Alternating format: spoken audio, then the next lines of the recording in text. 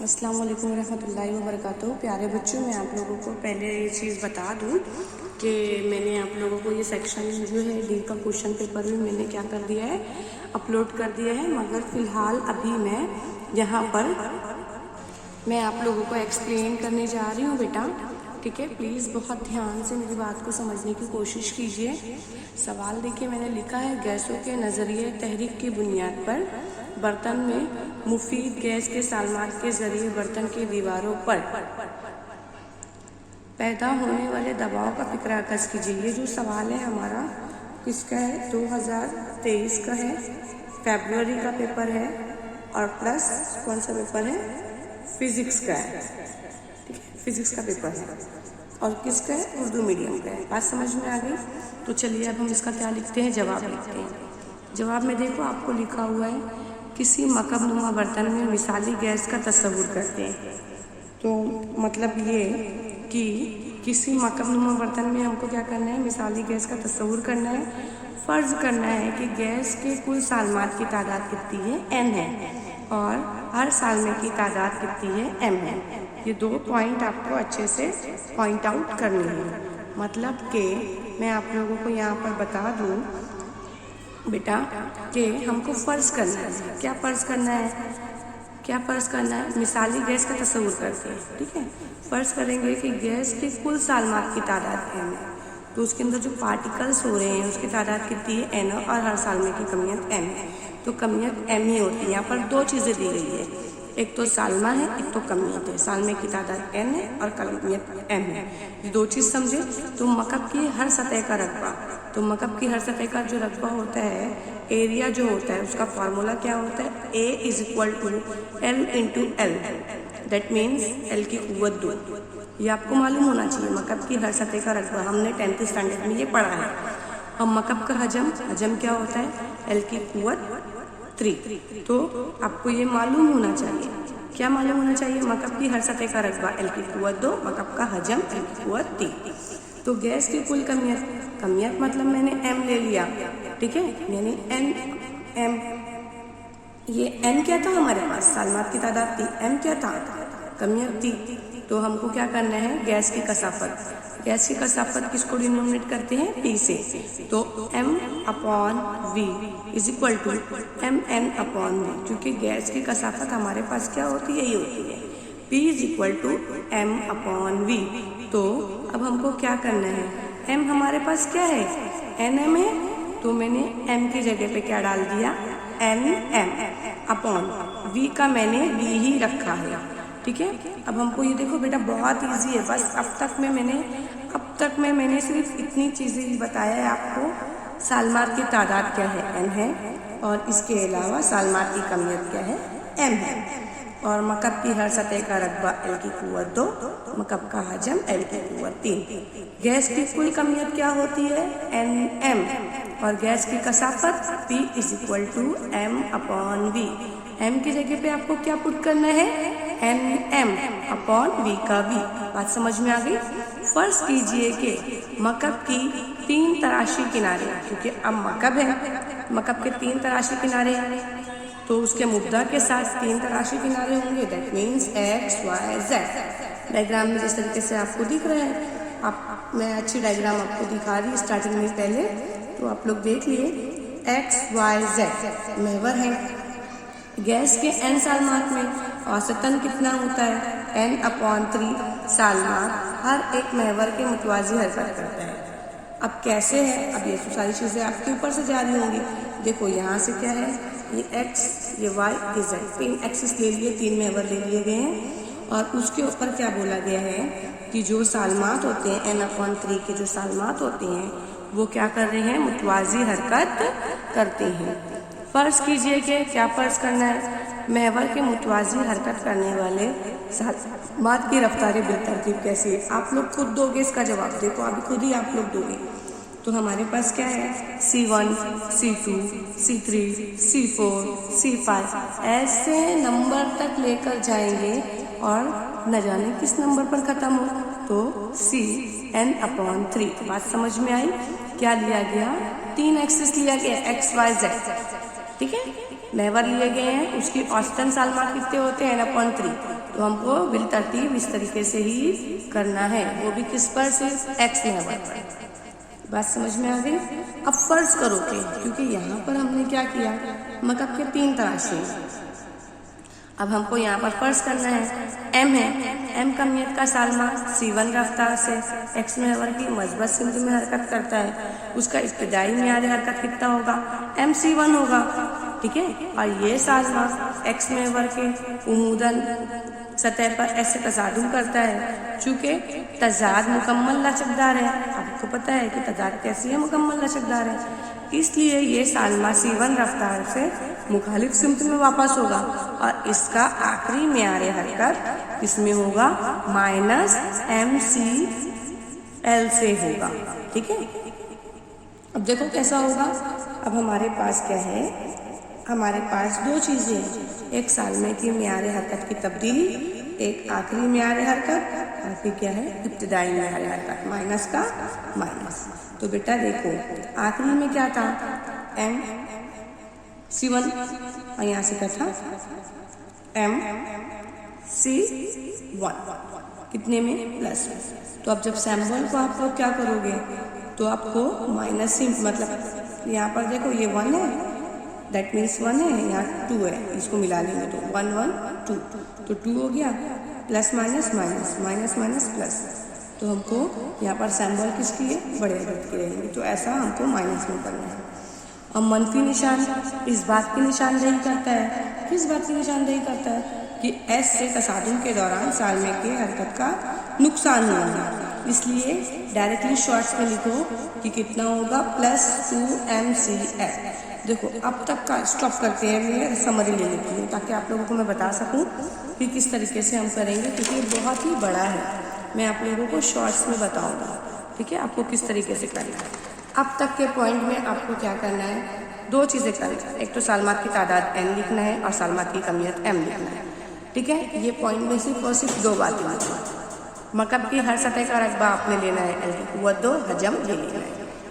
कुल कमियत कितनी होती है ये मेंशन करना ज़रूरी है, m = n m। कसाफत कितनी है, डायरेक्ट कसाफत का फार्मूला रखो, m को डिनोमिनेट कर दो इससे। फिर आपको बताना है कि x महवर, y महवर और z महवर जो है उसके ऊपर कितने हैं, सालमात की तादाद n/3 होती है और वो कैसे हरकत करते हैं, एक ही महवर के मुतवाज़ी हरकत करते हैं, जैसा कि हमको इसमें बताया गया है। सारी चीज़ें छोड़ देना बेटा, जैसा जितना पॉइंट में आप बोर्ड समरी करने में उतने ही लिखो। फिर फर्ज कीजिए कि m कमियत का सालमा c1 रफ्तार से हरकत करता है, मतलब c1 रफ्तार से हरकत करता है। तो अब हमारे पास कितना होगा, देखो उसकी जो हरकत है मस्बत और मनफी का दोनों लेंगे हम। अगर x महवर मस्बत सिमत में हरकत करता है तो उसका इब्तिदाई मियार हरकत कैसा होगा, प्लस में होगा। अगर उमूदन ऐसे तसादुम करेगा तो लचकदार है, और जब लचकदार होगा तो माइनस में हरकत करेगा, वो माइनस में वापस आ जाएगा और उसका मियारी हरकत कितना होगा, माइनस होगा। आप लोग अगर ये पॉइंट नहीं भी लिखते हो, डायरेक्ट ये लिखते हो तो भी चलेगा, आपको ये मालूम होना चाहिए। That means I want to say that ये आपको लिखना है, after that you have to write this. Clear, ये नहीं याद हो रहा है मत लिखो, मगर अंडरस्टैंडिंग करने के लिए मुझे समझाना पड़ेगा। अब फिर उसके बाद देखो सतह की मियारी हरकत की तब्दीली, सतह की मियारी हरकत की तब्दीली कितनी होती है, +2mcl। ठीक है, तो वहाँ पर देखो आपको पहले ही क्लियर कर दिया है। ठीक है, c1 आपको पहले ही क्लियर कर दिया है, c1 ठीक है आपको दे दिया गया है। अब उसके बाद आपको क्या बोला गया है कि s से 2 मुसलसल तसादुम के दौरान सालमा कितना होगा, 12 फासले पर तय करेगा। तसादुम करेंगे ना, ये पॉइंट एक बार मैं पढ़ के बताती हूँ। सतह s से तसादुम करने के बाद, मतलब पहले s से तसादुम हो गया, ये s से तसादुम करने के बाद सालमा मुखालिफ सतह की जानिब हरकत करेगा। मतलब पहले s से तसादुम कर लिया, अब कैसा आएगा, अपोजिट डायरेक्शन में, और उससे तसादुम करता है और सालमा फिर वापस होकर s तसादुम पर चला जाता है, दोबारा चला जाता है। मतलब कि एक बार प्लस में एक बार माइनस में। अब बारी कहाँ पे है, प्लस की है। समझ में आ गई बात, आगे देखते हैं। अब फर्ज करना है हमको, कैसे फर्ज करेंगे, देखो बेटा फर्ज कीजिए कि इस फासले की रफ्तार का दरकार वक्त कितना है, t। तो आपको इस चीज़ का इल्म होना चाहिए, किस चीज़ का, रफ्तार बराबर। रफ्तार बराबर क्या होता है, फासला बटे हुआ। आपको ये चीज़ का फॉर्मूला याद होना चाहिए, 11th स्टैंडर्ड में बताया गया है। वक्त इज इक्वल टू फासला बटे रफ्तार। क्यों मैंने ऐसा किया? क्योंकि मुझे वक्त मालूम करना है ना, इसलिए मैं इस वक्त को साइड में लेके गई, तो रफ्तार कहाँ आ जाएगा? नीचे। That means in English we will write t is equal to, फासला कितना था? 2l में था। क्यों 2l में था? देखो मैंने अभी बताया ना बेटा आप लोगों को, मैंने अभी बताया फासला कैसा हो जाएगा? 2l हो जाएगा। डबल से हो रहा है ना, पहले पॉजिटिव जा रहा है, फिर नेगेटिव में आ रहा है, फिर पॉजिटिव जा रहा है, तो 2 मरतबा जा रहा है वो, तो इसलिए हमने 2l लिखा। और रफ्तार कितनी है? c1, क्योंकि हमारी रफ्तार ऐसी थी c1 c2।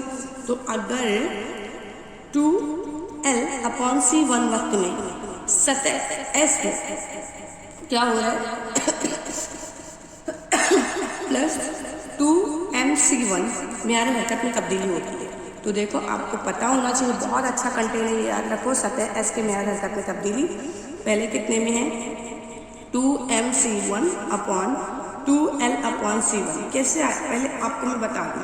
ये वाला आपको दिखाई दिया, ये वाला दिखाई दिया ना आपको, 2l अपॉन c1, ठीक है, 2l upon c1। That means हमारे पास एक जो फॉर्मूला बनता तो वो कैसा होता? नीचे t होता। ये क्या है? 2mcl हमारे पास अगर कुछ होता यानी कि ये फासला होता, समझ रहे हो? तो अब देखो मैंने फासला लिख दिया और यहाँ पर हमको क्या करना है? cl का cl अपॉन 2।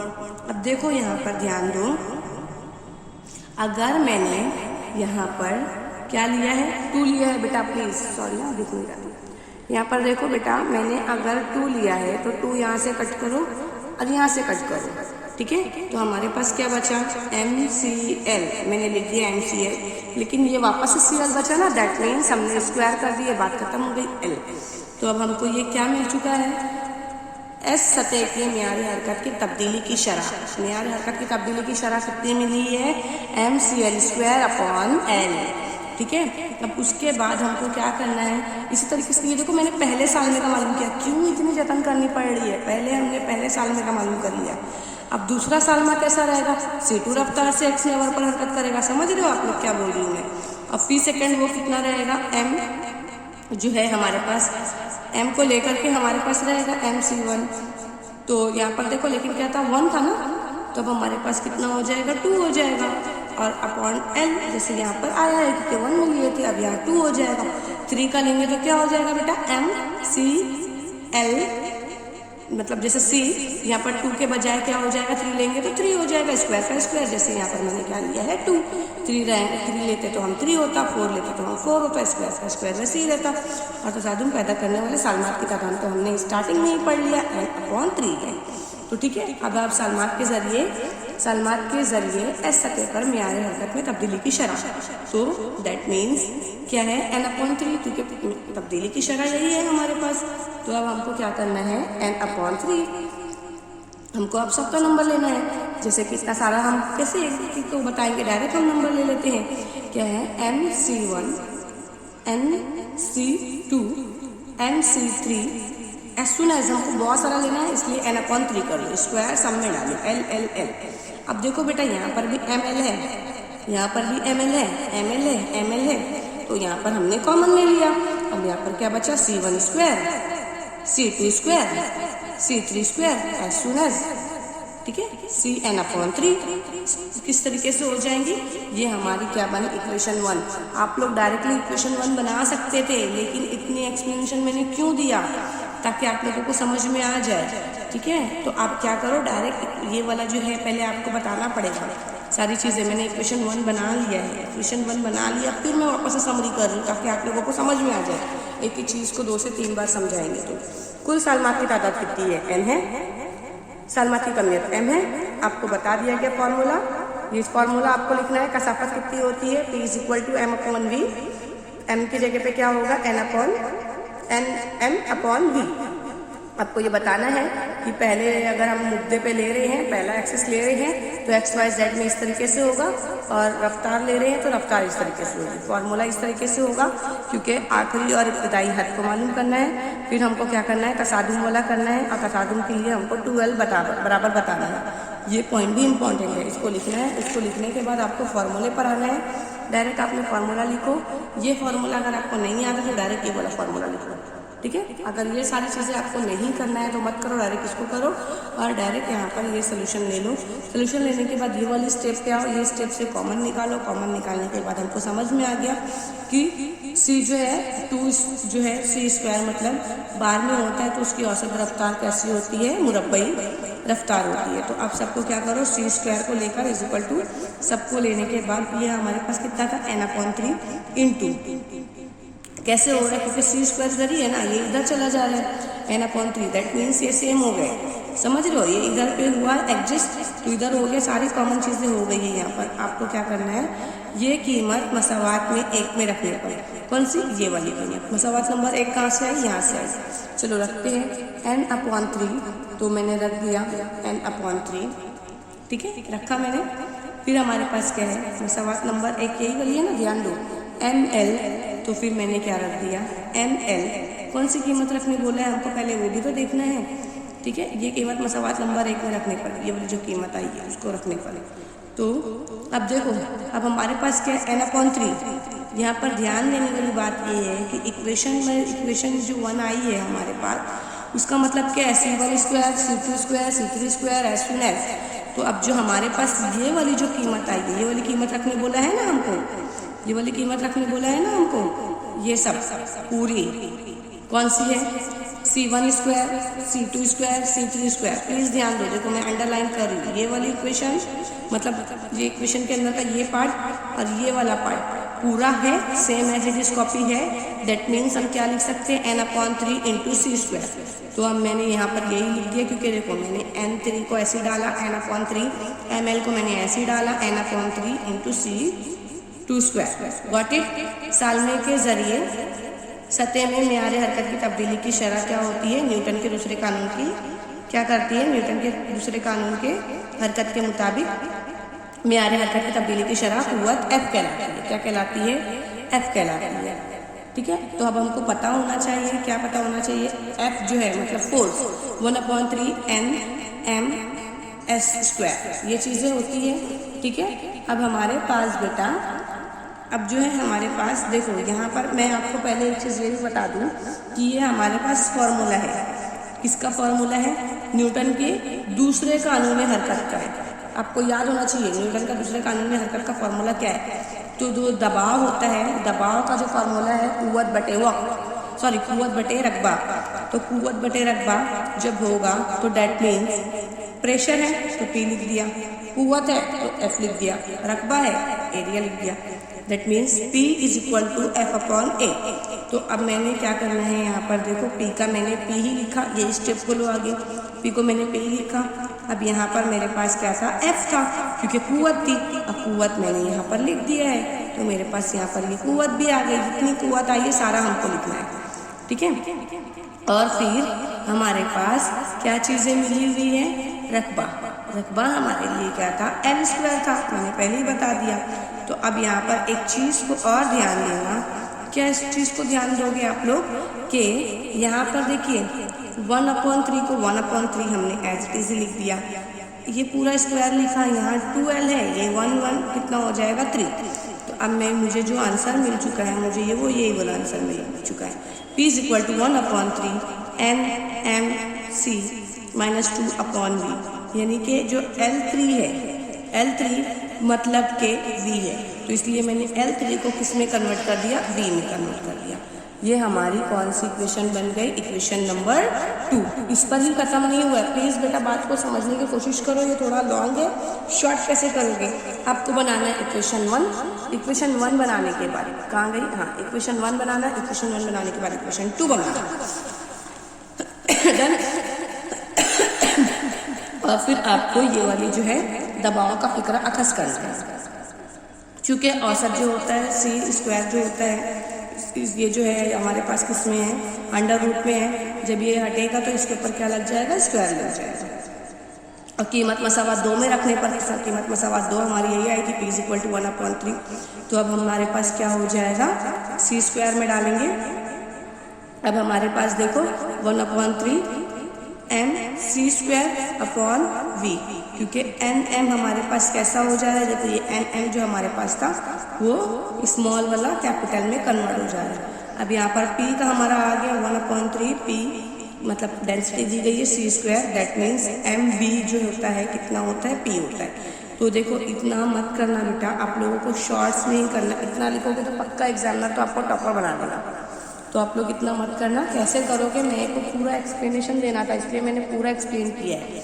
आपको क्या करना है, पहले ये वाली स्टेप लिखना है, मैंने आप लोगों को जो ये वाली स्टेप बताया है फॉर्मूले के अकॉर्डिंग आपको ये वाला करना है कि सालमा की कुल तादाद कितनी है और सालमा की कमियत क्या है, फॉर्मूला लिखना, ये वाला फॉर्मूला लिखना, डायरेक्ट इसको लिखना, ये वाला स्टेप डालना, ये स्टेप डालने के बाद उसको एस वाली कीमत पे डालना, ये वाली स्टेप डालना, ठीक है। और उसके बाद आपको यहाँ पर ये मेंशन करना ज़रूरी है, इसको मेंशन करके डायरेक्ट इस पर आओ, इक्वेशन बनाओ, इक्वेशन ये वाली इक्वेशन लिखने के बाद डायरेक्ट इक्वेशन नंबर 1 आप लोग ये वाली इक्वेशन लिखोगे ना, मतलब ये इक्वेशन नंबर डायरेक्ट 1 होगी ना, डायरेक्ट इक्वेशन 1 को क्या करो, ये स्टेप लिखो, ये स्टेप को डायरेक्ट इसमें रखो और डायरेक्ट इक्वेशन नंबर 2 बना लो। बात समझ रहे हो, इसमें सिर्फ 3 पॉइंट करना पड़ेगा आपको, ये वाली स्टेप करना पड़ेगा, कीमत रखने वाली ये वाली करना पड़ेगा और डायरेक्ट इक्वेशन नंबर 2 बनाना। जब इक्वेशन नंबर 2 बन चुकी है आपको तो ये वाली चीज़ हाईलाइट कर दो, ये हाईलाइट करने के बाद आपको क्या करना पड़ेगा, मसावात नंबर 2 में रखने पड़ेंगे, मसावात नंबर 2 में रखो और डायरेक्ट स्टेप लिख दो, शॉर्ट्स में करो, अच्छा करो, ठीक है। मैंने एक्सप्लेनेशन पूरा कर दिया है। अब चलिए, अगर आपको हमारे पास जो है सेक्शन डी का ही बच्चा जो है 27 क्वेश्चन के बाद हमारा स्टार्ट होगा 28 क्वेश्चन, अगर ये चाहिए तो आप लोग मुझे कमेंट्स करो ताकि मैं आप लोगों को वो वाला भी दे दूँगी, मतलब पूरे पेपर्स जो है बना के दे दूँगी। 28 तो फिलहाल अभी मैं यहाँ समझा दे रही हूँ, ठीक है, 28 मैं समझा रही हूँ, 29 और 30, 31 ये जो है मैं आप लोगों को क्या कर दूँगी, आप लोगों को डिमांड पर मैं बनाऊँगी। अब हम जानते हैं, क्वेश्चन मैंने आप लोगों को ऑलरेडी बता दिया, हम जानते हैं, क्या जानते हैं हम, पहले ये देखने का है कि ईएमएफ को क्या करता है, जो लच्छी होती है, लच्छी में ईएमएफ को पैदा करता है कौन, मकनातीसी फ्लक्स। क्या पैदा करता है, कौन, किसको, लच्छी में जो मुतगय्यर होता है, लच्छी में मुतगय्यर मकनातीसी फ्लक्स ईएमएफ को पैदा करता है।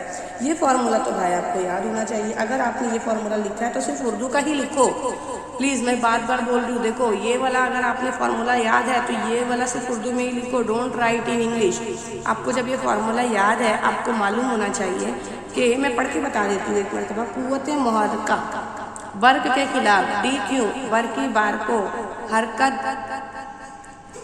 बार को हरकत देने के लिए किया गया काम, ठीक है। तो डी डब्ल्यू क्योंकि वर्क है और क्या है, ई है, तो ई के लिए हमारे पास क्या है, ई के लिए हमको क्या करना है, डी क्यू, क्योंकि अब हमको क्या करना है, डी क्यू, यानी ये चीज़ रखना है। फॉर्मूला रियल में तो ये वाला है, डी डब्ल्यू क्या होता है, E is equal to minus E point और क्या होता है, डी क्यू।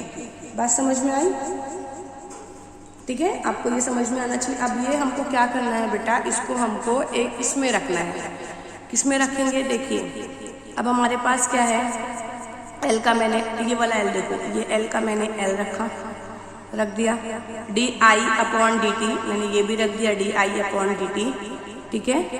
अब पॉइंट, अब मुझे क्या रखना है, डी क्यू मैंने रख दिया, समझ में आया, क्योंकि पहले आपको ई बोला है रखना, क्या बोला है, ई रखने बोला है, तो ई आपको पहले पूरा रखना पड़ेगा। आपने ई बता दिया है, यहाँ पर फॉर्मूला आपको बता दिया गया है, D W is equal to minus E D Q, तो ई माइनस ई का जो है आपको वो रखना पड़ेगा और डी क्यू का डी क्यू रख दिया, आपने एल रखा, D I upon D T point D Q. अब आपको यहाँ पता होना चाहिए D Q upon D T क्या हो जाता है, आई हो जाता है। मैंने क्या बोला, D Q upon D T क्या हो जाता है, आई हो जाता है। तो पहले यहाँ से देखो, ध्यान दो, एल का मैंने एल रख दिया है, क्लियर है। अब यहाँ पर दो चीज़ें आई है, क्या आया है, D Q upon D T, D Q upon D T, ठीक है। तो डी आई पहले लिख दो और इन लोगों का क्या है, आई है, तो उसको क्या कर दो, आई से डिनोमिनेट कर दो। ये मजमूई काम के लिए जो टोटल वर्क है, टोटल वर्क के लिए क्या फॉर्मूला होता है, क्या फॉर्मूला होगा हमारे पास, देखेंगे इंटीग्रेशन डी डब्ल्यू, तो इंटीग्रेशन का हमने इंटीग्रेशन लिया है। डी डब्ल्यू के लिए क्या वर्किंग आई है हमारे पास, बोलो, yes, L point I D I, physics ऐसे ही होता है बेटा, एक पॉइंट को रखकर दूसरे फॉर्मूले में, दूसरे फॉर्मूले को रखकर तीसरे फॉर्मूले में, ऐसे ही होता है। तो हमको पहले ये फाइंड, मैं वापस से बता रही हूँ, तो मैं यहाँ तक पहुँची फिर वापस से बता रही हूँ ताकि आपको कंफ्यूजन ना हो, रिपीट हो जाए। पहले हमको ए का फॉर्मूला रखना है, ए के फॉर्मूले के बाद डी डब्ल्यू का फॉर्मूला रखना है, D W minus E D Q. जब मैंने ए का पूरा फॉर्मूला रख दिया तो डी क्यू रखना है, डी क्यू रखने के बाद मुझे क्या डिनोमिनेट करना है, उसको आई से डिनोमिनेट करना है। जब मैंने आई रख दिया तो डी डब्ल्यू के लिए हमारे पास एक नया फॉर्मूला होगा जो मजमूई काम के लिए होगा। मजमूई काम के लिए क्या होगा, W is equal to integration D W. ठीक है, अब इंटीग्रेशन का मैंने इंटीग्रेशन रखा, डी डब्ल्यू का हमारे पास जो फॉर्मूला आया है मैंने वो फॉर्मूला रख दिया। अब देखो, अब हमारे पास क्या आ गया, W is equal to 1/2 LI। तो अब हमारे पास ये इंटीग्रेशन को कितना किस में कन्वर्ट कर दिया गया है, 1/2 में। अब यहाँ पर क्या करना है, W इज इक्वल टू क्या होता है, UV होता है। UV that means magnetic field होता है। ठीक है, इतना ही वर्क खत्म करो। उसके आगे दूसरा क्वेश्चन आपको क्या दिया था, न्यूमेरिकल्स पार्ट है, माइंड को फ्रेश रखो, आपको सारी चीज़ें समझ में आएगी बेटा, बहुत ईजी है। नहीं करोगे तो फिर आप कैसे करोगे। और अगर आपको ये सारी चीज़ें अगर ऐसा लग रहा है, बोर हो रहा है या नींद आ रही है, तो बेटा ये एक चीज़ एक दफ़े का काम तो है नहीं कि आप लोग इससे पीछा छुड़ाना चाहोगे तो पीछा छुड़ जाएगा। नहीं, आपको पढ़ना ही है। तो आप क्या करो, बुक लेकर के अपने साथ में बैठो ताकि आपको नींद ना आए। ठीक है, अब आपको क्वेश्चन में से H मिल जाएगा, L मिल जाएगा, G मिल जाएगा। फॉर्मूला हमको पता है, E is equal to BL/V। दूसरा हमको पता है कौन सा है, V इज इक्वल टू, पहले देखो क्योंकि फॉर्मूला यही है, मेन फॉर्मूला तो हमको यही यूज करना है। ठीक है, लेकिन हमारे पास V कहाँ है, V तो है ही नहीं। तो अब हम क्या करेंगे, तो देखो V फाइंड आउट करने के लिए पहले हमको क्या फाइंड आउट करना पड़ेगा, 2GH। 2 का मैंने 2 लिख दिया, G हाँ मेरे पास है, H भी मेरे पास है। तो G मैंने कितना लिखा है, G मेरे पास कितना है, 10 है, मीटर पर स्क्वायर में था, मैंने इसमें लिख दिया वैसे ही। H कितना था मेरे पास, H मेरे पास 15 था, मैंने 15 लिख दिया डायरेक्ट। प्लस मैंने मल्टीप्लाई किया सबका, मल्टीप्लाई करने के बाद मेरे पास आंसर जो है स्क्वायर रूट में इतना आ रहा है। ठीक है, अब हम मुझे फॉर्मूला यही वाला इस्तेमाल करना है ना, because I got it. V E is equal to B जो है मुझे ये मिल चुका है।